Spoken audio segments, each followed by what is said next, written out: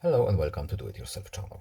Today I will show you where to find the option and how to prevent specific applications to having access to the silent notifications feature in Motorola H15 Neo phone.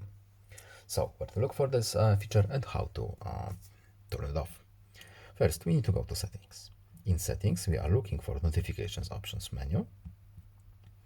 Then in the privacy portion, we have device and applications notifications. So control which apps and devices can read notifications.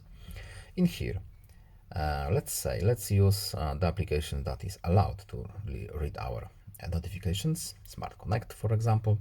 And here we have the options that you can pick and choose. For example, at the bottom we have the silent option.